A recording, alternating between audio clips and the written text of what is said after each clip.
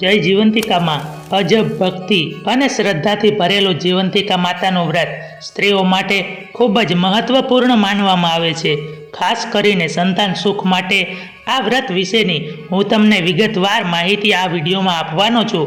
જે કોઈ માતા બહેનો જીવંતિકા માતાનું વ્રત કરતા હોય તે માટે આ વિડીયો અતિ અગત્યનો છે અને સંપૂર્ણ જોજો, કારણ કે જીવંતિકા માતાનું વ્રત માત્ર ઉપવાસ રાખવાનું કે દીવો પ્રગટાવવાનું વ્રત નથી.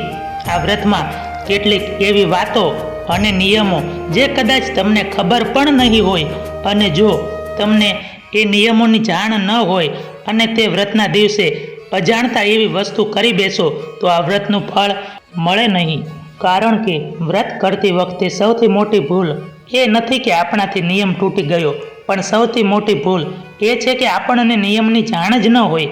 એટલે આજના વિડીયોમાં શરૂઆતથી અંત સુધી જોતા રહેજો, કારણ કે અંતમાં હું તમને જીવંતિકા માતાના વ્રતના કયા નિયમો ખાસ ધ્યાન રાખવાના છે, પૂજા કેવી રીતે કરવાની હોય, શું અર્પણ કરવું, વ્રતમાં શું ખાવું અને કઈ કઈ વસ્તુઓથી દૂર રહેવું એ બધું સરળ ભાષામાં જણાવીશ. અને સૌથી મહત્ત્વની વાત, વ્રતની કથામાં એવા પ્રસંગો આવે છે જ્યાં જીવંતિકા માતા પોતાના ભક્તના સંતાનની રક્ષા કરે છે. જો તમે જીવંતિકા માતાનું વ્રત કરો છો, જો તમારા સંતાનોના સુખ, સ્વાસ્થ્ય અને રક્ષણ માટે આ વ્રત રાખો છો, તો માત્ર 5 મિનિટ નહીં પણ આ વિડીયો સંપૂર્ણ જોજો. કદાચ આજે તમને એવી વાત જાણવા મળશે જે તમને અત્યાર સુધી ખબર જ ન હોય. કારણ કે આ વ્રતમાં માત્ર ઉપવાસ કે પૂજા કરવી એટલું જ મહત્ત્વનું નથી. પરંપરામાં આ વ્રત સાથે કેટલાક ખાસ નિયમો પણ જણાવવામાં આવ્યા છે, અને ઘણા લોકોને આ નિયમોની સંપૂર્ણ જાણકારી હોતી નથી. ખાસ કરીને પીળા રંગનો ત્યાગ કરવો, પીળા અલંકારો ન પહેરવા, કેટલીક વસ્તુઓને ન ઓળંગવી અને જીવંતિકા માતાની કથા સાંભળવી જેવા નિયમો વ્રતની પરંપરામાં જોવા મળે છે. પરંતુ એક વાત શરૂઆતમાં જ સ્પષ્ટ કરી દઉં, અજાણતા કોઈ નાની ભૂલ થઈ જાય એટલે આખું જીવન દુઃખ ભોગવવું પડે એવું પ્રમાણિત નથી. ભગવાન અને માતા તમારો ભાવ જુએ છે. તેથી આ વિડીયોનો હેતુ તમને ડરાવવાનો નહીં, પરંતુ વ્રતની સાચી પરંપરા સમજાવવાનો છે, જેથી જાણીને તમને નિયમોનું ઉલ્લંઘન ન થાય. આજે આપણે જાણીશું જીવંતિકા માતાનું વ્રત શું છે, આ વ્રત ક્યારે કરવામાં આવે છે, આ વ્રત કોણ કરી શકે, આ વ્રતમાં પૂજા કેવી રીતે કરવી, કયા રંગના કપડાં પહેરવા, કયા રંગનો ત્યાગ કરવો, કયા નિયમોનું ખાસ ધ્યાન રાખવું, વ્રત દરમિયાન શું ખાવું અને શું ન ખાવું, વ્રત કેટલા સમય સુધી કરવું, અને અંતે સાંભળીશું જીવંતિકા માતાની એક એવી પવિત્ર વ્રત કથા જેમાં માતાની કૃપાથી સંતાનની રક્ષા કેવી રીતે થાય છે તેની વાત પણ આ વિડીયોમાં હું તમને કરીશ. તો વિડીયો અધૂરો છોડતા નહીં, કારણ કે છેલ્લે અંતમાં વ્રતમાં એવા નિયમો જાણીશું જેને ખરેખર લોકોને ખબર ન હોય. જીવંતિકા માતાનું વ્રત શ્રાવણ મહિનાના શુક્રવારે કરવામાં આવતું એક લોક પ્રચલિત ધાર્મિક વ્રત છે. આ વ્રત ખાસ કરીને માતાઓ પોતાના સંતાનોના સુખ, સ્વાસ્થ્ય, દીર્ઘ આયુષ્ય અને રક્ષણની ભાવનાથી કરે છે. માતાનું હૃદય પોતાના સંતાન માટે હંમેશા ચિંતિત રહે છે. સંતાનને કોઈ પણ તકલીફ ન પડે, તેનું સ્વસ્થ રહે, તે જીવનમાં આવતી મુશ્કેલીઓ દૂર થાય, એવી ભાવના સાથે જીવંતિકા માતાની આરાધના કરવામાં આવે છે. ઘણી બધી ગુજરાતી પરંપરાઓમાં આ વ્રત શ્રાવણ મહિનાના પ્રથમ શુક્રવારથી શરૂ કરવામાં આવે છે, પણ જો પ્રથમ શુક્રવારે આ વ્રત ન થઈ શકે તો બીજા શુક્રવારથી પણ આ વ્રત કરી શકાય છે. કેટલાક સ્ત્રોતોમાં જણાવવામાં આવ્યું છે. અહીં એક વાત ખાસ યાદ રાખવી, વ્રતની રીત રિવાજોમાં પરિવાર, પ્રદેશ અને કુળ પરંપરા પ્રમાણે થોડો ફેરફાર હોઈ શકે છે. એટલે તમારા ઘરોમાં વર્ષોથી જે પરંપરા ચાલતી હોય તેનું પણ માન રાખવું. જીવંતિકા વ્રતની પૂજા કેવી રીતે કરવી, તો વ્રતના દિવસે સવારે વહેલા ઉઠીને સ્નાન કરવું, ઘર અને પૂજાનું સ્થાન સ્વચ્છ કરવું, ત્યારબાદ જીવંતિકા માતાની છબી અથવા ફોટો સ્થાપિત કરવો, માતાની સામે 5 દિવેટનો દીવો પ્રગટાવી, શક્ય હોય તો ઘીનો દીવો પ્રગટાવવાની પરંપરા જણાવવામાં આવે છે. ત્યારબાદ માતાને અબીલ, ગુલાલ અને ફૂલ અર્પણ કરવા, હાથ જોડીને માતાજીને પ્રાર્થના કરવી, મનમાં ભાવ રાખવો, હે જીવંતિકામાં, મારા સંતાનો પર તમારી કૃપા રાખજો, તેમને સ્વસ્થ રાખજો, દીર્ઘ આયુષ્ય આપજો અને દરેક મુશ્કેલીથી તમે તેની રક્ષા કરજો. ત્યારબાદ જીવંતિકા માતાની વ્રત કથા શ્રદ્ધાથી વાંચવી અથવા સાંભળવી. કેટલાક પરંપરાગત વર્ણનોમાં પૂજા પછી પ્રાર્થના અને કથા સાંભળવાનું મહત્વ પણ જણાવાયું છે. જીવંતિકા વ્રતમાં સૌથી વિશેષ નિયમોમાં એક છે પીળા રંગનો ત્યાગ. વ્રત કરનાર સ્ત્રીએ પીળા વસ્ત્રો ન પહેરવા અને પીળા રંગના અલંકારો પણ ન ધારણ કરવાની પરંપરા છે. તેના બદલે લાલ રંગના વસ્ત્રો પહેરવાની પ્રથા જોવા મળે છે. માત્ર કપડાં જ નહીં, કેટલીક વ્રત કથાઓમાં પીળા રંગની અન્ય વસ્તુઓથી પણ દૂર રહેવાનો ઉલ્લેખ જોવા મળે છે. એટલે જો તમે આ વ્રત કરો છો તો પહેલાંથી જ તમારા કપડાં અને જરૂરી વસ્તુઓ તૈયાર રાખો, જેથી કરીને વ્રતના દિવસે અજાણતા પણ પીળો રંગ ધારણ ન થઈ જાય. કથામાં જણાવતા બીજા નિયમો. જીવંતિકા માતાની પરંપરાગત વ્રત કથામાં માત્ર પીળા કપડાનો જ ઉલ્લેખ નથી. કથામાં ચોખાના પાણીને ઓળંગવું નહીં અને પીળા માંડવા હેઠળ જવું નહીં જેવા નિયમો પણ ખાસ છે. આટલા નિયમોનું વ્રત કથાનો ભાગ સમજીને શ્રદ્ધાથી પાલન કરવામાં આવે છે.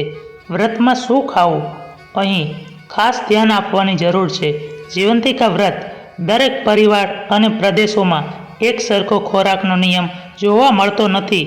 કેટલાક ઘરોમાં ઉપવાસ રાખવામાં આવે છે તો કેટલાક ઘરોમાં ફરાહાર કરવામાં આવે છે અને કેટલાક ઘરોમાં કુળ પરંપરા પ્રમાણે સાત્વિક ભોજન પણ લેવામાં આવે છે. એટલે ખોરાકને બધા માટે ફરજિયાત નિયમ હોતા નથી. જો તમારા ઘરમાં વર્ષોથી જીવંતિકા માતા વ્રતની ચોક્કસ ખાણીપીણીની પરંપરા હોય તો તેને જ અનુસરવી, અને જો પહેલી વખત વ્રત કરતા હોય તો ઘરના વડીલ સ્ત્રી અથવા કુળ પરંપરા જાણતા વ્યક્તિ પાસે ખાણીપીણીના નિયમોની જાણ લેવી. શું રાત્રે 12 વાગ્યા સુધી જાગરણ કરવું ફરજિયાત છે? આ બાબતે ખાસ સાવચેત રહેવું. કેટલાક સ્થાનિક વર્ણનોમાં જાગરણની વાત જોવા મળી શકે છે, પરંતુ તે મુજબ મુખ્ય ગુજરાતી સ્ત્રોતોમાં દરેક વ્રત કરનાર માટે રાત્રે 12 વાગ્યા સુધી જાગવું ફરજિયાત છે એવો કોઈ સ્પષ્ટ સર્વમાન્ય નિયમ મળ્યો નથી. તેથી આના માટે બધા ફરજિયાત શાસ્ત્રીય નિયમ તરીકે રહેવું યોગ્ય નહીં બને. તમારા ઘરની પરંપરામાં જાગરણ કરવાની જે રીત હોય તો તેને જ શ્રદ્ધાથી અનુસરવી. આ વ્રત કેટલા વર્ષ સુધી કરવું, આ બાબતમાં પણ પરંપરા પ્રમાણે ફેરફાર જોવા મળે છે. કેટલાક ગુજરાતી ધાર્મિક વર્ણનોમાં જીવંતિકા વ્રત 5 વર્ષ અથવા 7 વર્ષ કરવાની ત્યારબાદ ઉજવણું કરવાની પરંપરા જણાવવામાં આવે છે. પરંતુ દરેક પરિવાર સાથે એકમાત્ર નિયમ છે એવું કહેવું પણ યોગ્ય નથી. તમારા કુળમાં જે સંકલ્પ અને પરંપરા હોય તેને પ્રાધાન્ય આપવું. હવે સાંભળીએ આપણે જીવંતિકા માતાની એક પવિત્ર વ્રત કથા. એક સમયે એક રાજકુમાર હતો. તેનું નામ હતું શીલસેન.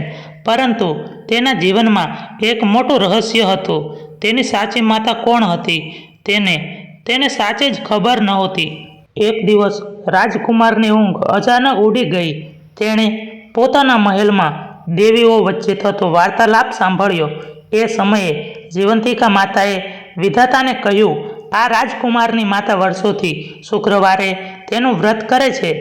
તે પીળા વસ્ત્રો પહેરતી નથી, પીળા અલંકારો ધારણ કરતી નથી, ચોખાના પાણીને ઓળંગતી નથી અને પીળા માંડવા હેઠળ જતી નથી.